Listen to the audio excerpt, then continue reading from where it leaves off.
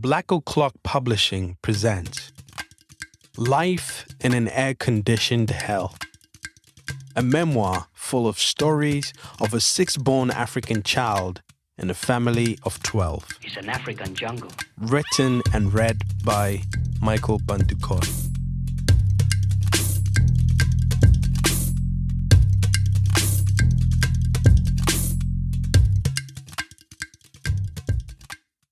Chapter 1.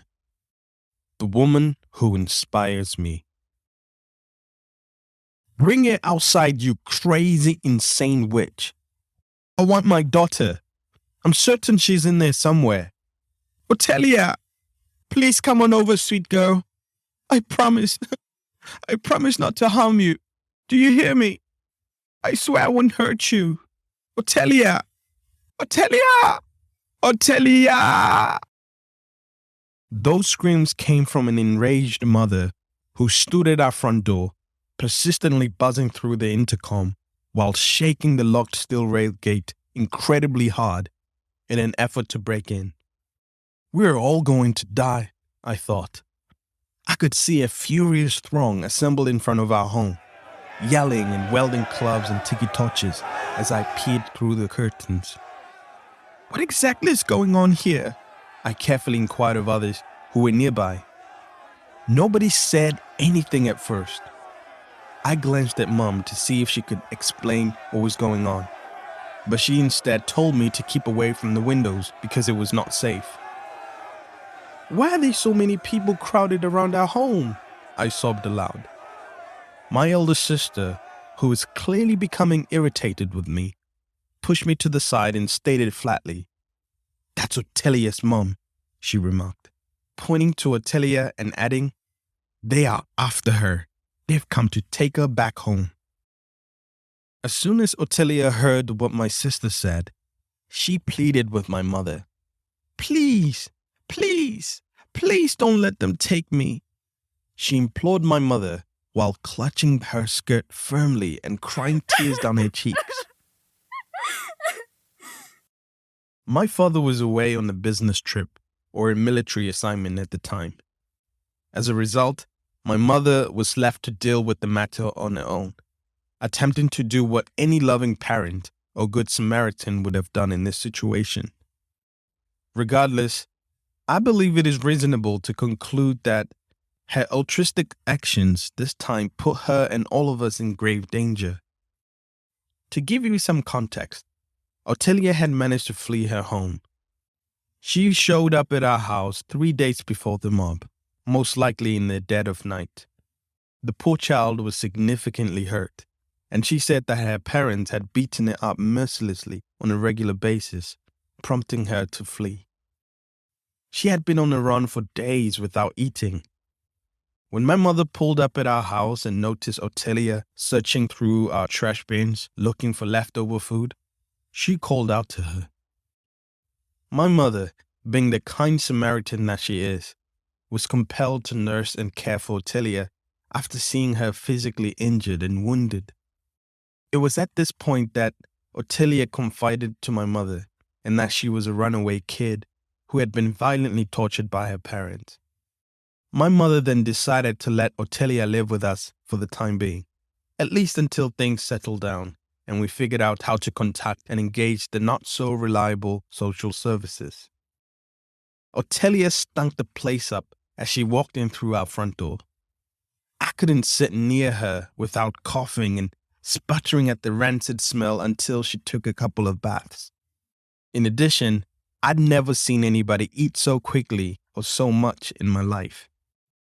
The situation worsened to the point that we all had to limit our breakfast and lunch and supper quantities due to the new guest.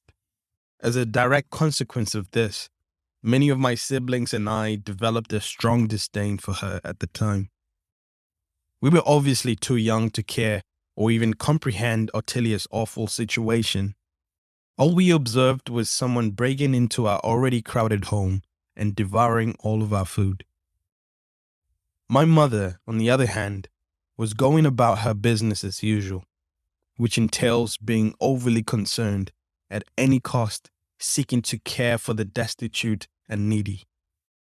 That self-assurance is what drove her to go out and face an angry crowd of hundreds on her own.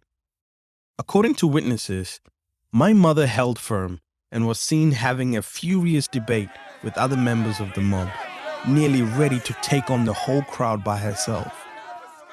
Thankfully, it never came to that because the police got there just in time to stop things from escalating out of control.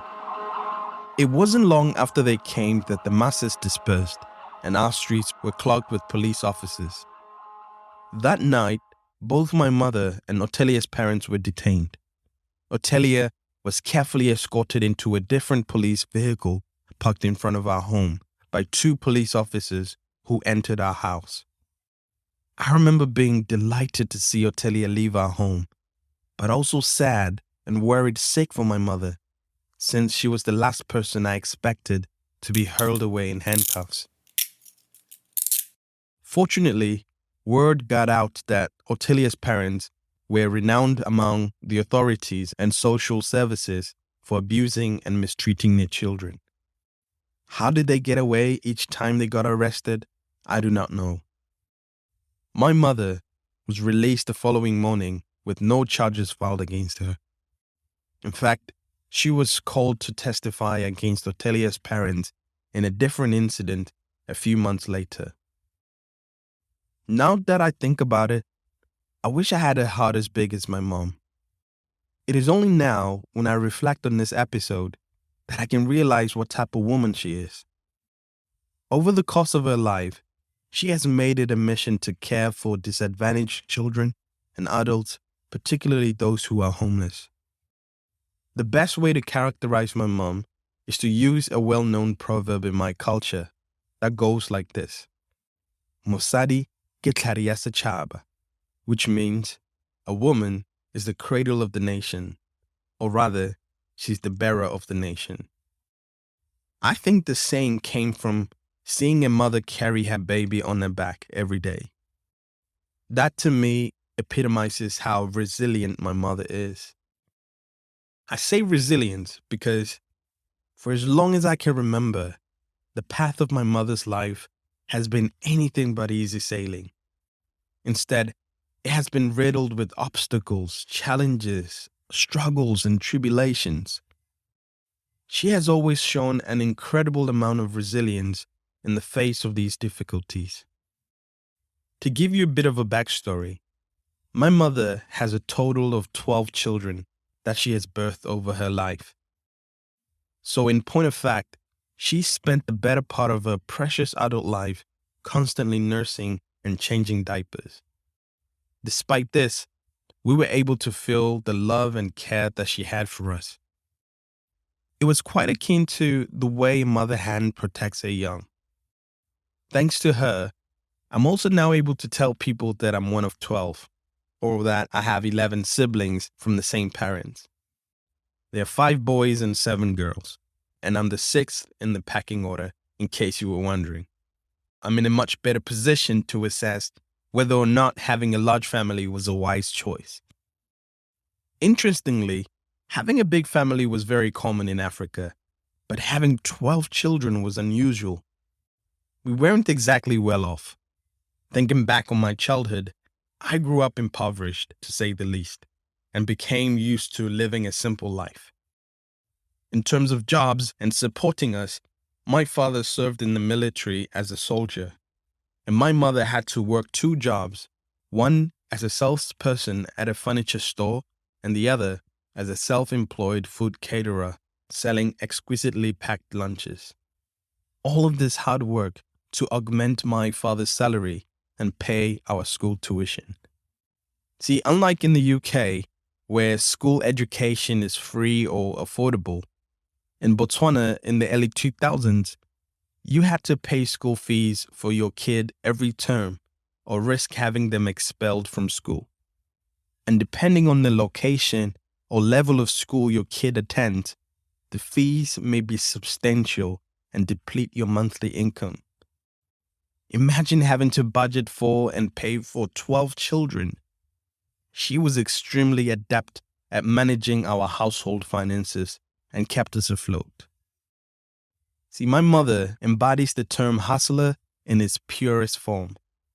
She came from a single-parent family, and she was forced to drop out of school when she was young so that her brothers could get an education.